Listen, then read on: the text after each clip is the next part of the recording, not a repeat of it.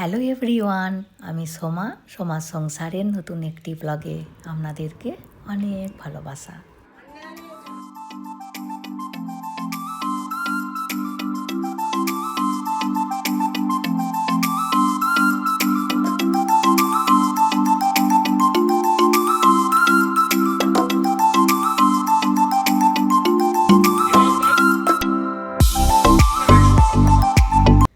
আজ বানাবো চাও চাউয়ের পরিয়াল।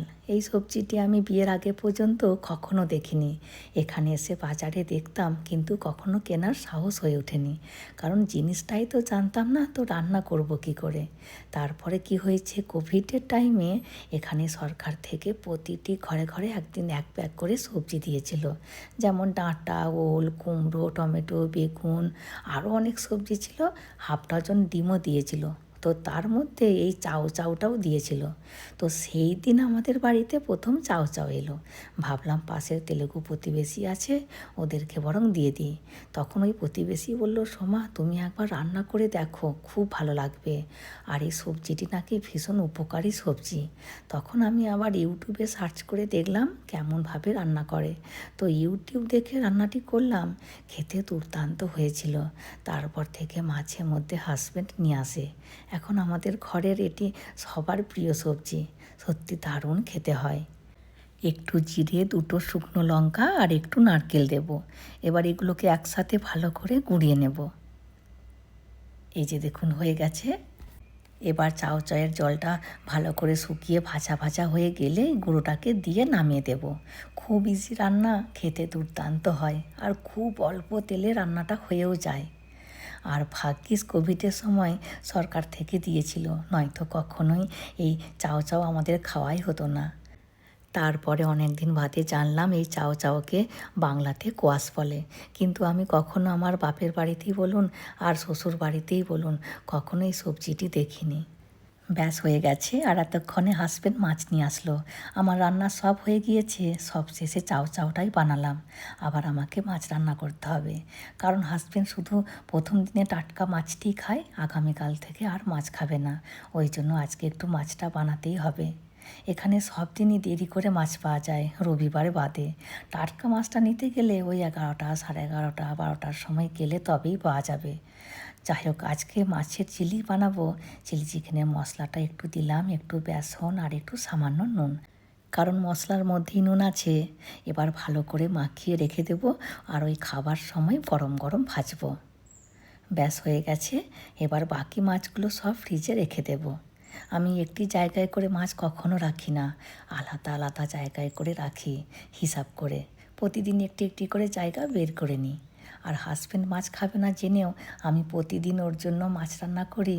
যদি খাই, আর যদি না খাই তো রাত্রিতে হয় আমি, না হয় মেয়ে, দুজনের মধ্যে কেউ একজন খেয়ে নিই। এখন আবার দেবরাজকে দেখছি মাছ খেতেই চাইছে না।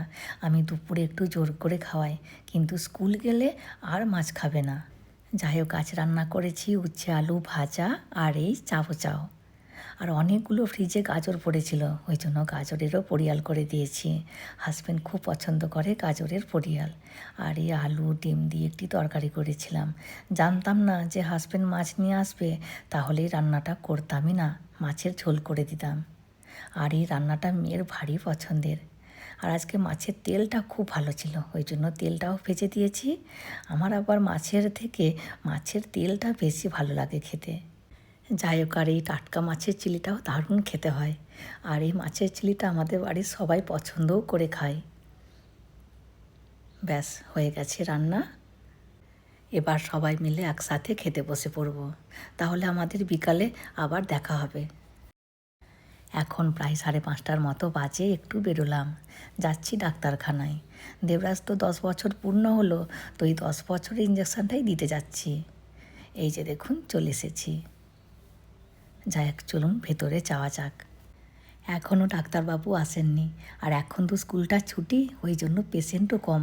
স্কুল খোলা থাকলেই বাচ্চাদের শরীর খারাপটা বেশি হয়, বিশেষ করে ছোট ছোট বাচ্চাদের। আর এখন তো আবার 1.5 বছর 2 বছর বয়সের বাচ্চাদেরকেও স্কুলে ভর্তি করে দিচ্ছে। যাই হোক, ডাক্তারবাবু চলে এসেছেন। উনি খুব অভিজ্ঞ ডাক্তার, আর ওষুধ খুব কম দেন। কিন্তু ওনার ফিসটা একটু বেশি, 500 টাকা করে ফিস নেন। আর আমাদেরকে খুব ভালোবাসেন, আমরা আসলেই অনেকক্ষণ ধরে গল্প করবেন। দেবরাজ যখন 1 বছর বয়স তখন থেকে আমরা এখানে আসছি। আর উনি বাচ্চাদেরকে অনেকক্ষণ ধরে দেখেন, হাত দেখবেন, পা দেখবেন, পুরো বডিটা নিখুঁতভাবে দেখবেন। এমনকি বেবি বয়দের প্রতিবারই প্যান খুলে চেক করবেন। আর এত স্পিডে ইঞ্জেকশান দেন যে বাচ্চাটাও টের পাবে না যে ওর সাথে কি হলো।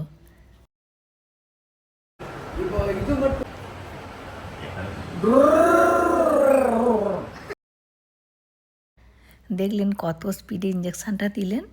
আর আজ 10 বছরের ইঞ্জেকশানটা দিলেন না, ওই চিকেন পক্সের ফাইনাল ডোজটি দিলেন। এটি নাকি ব্যালেন্স ছিল, তো এই ফাইনাল ডোজটার দাম নিল 2800 টাকা। আবার 1 মাস পরে যেতে বলেছে, 1 মাস পরে 10 বছরের ইঞ্জেকশানটা দেবেন। যাই হোক, চলুন বাড়ি ফেরা যাক।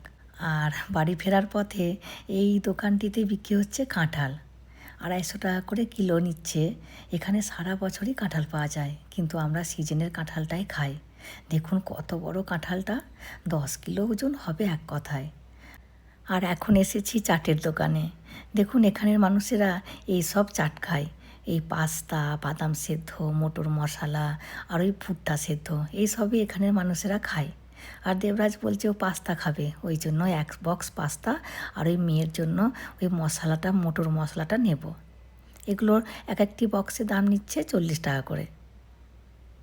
খেতে মোটামুটি খারাপ নয়। চলে এসেছি বাড়িতে, ওরা বরং খাক, আমি এদিকে বরং কাঁঠালগুলো বের করি।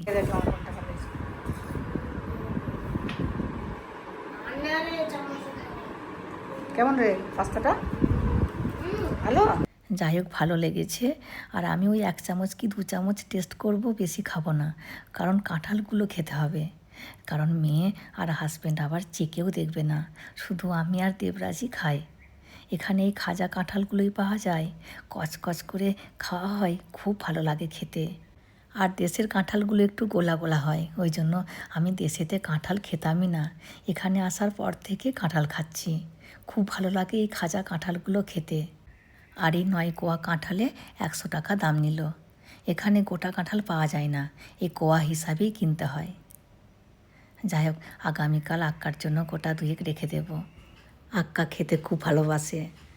যাই হোক, চলুন ভিডিওটি আজকের মতো আমি এখানেই শেষ করছি, চলে আসবো পরের ভিডিওতে। হাসি খুশি থাকবেন, সবাইকে হাসি খুশি রাখবেন। আর যদি ভিডিওটি ভালো লাগে please like, comment and share করে দেবেন। আর অতি অবশ্যই সাবস্ক্রাইব করে দেবেন। Thank you.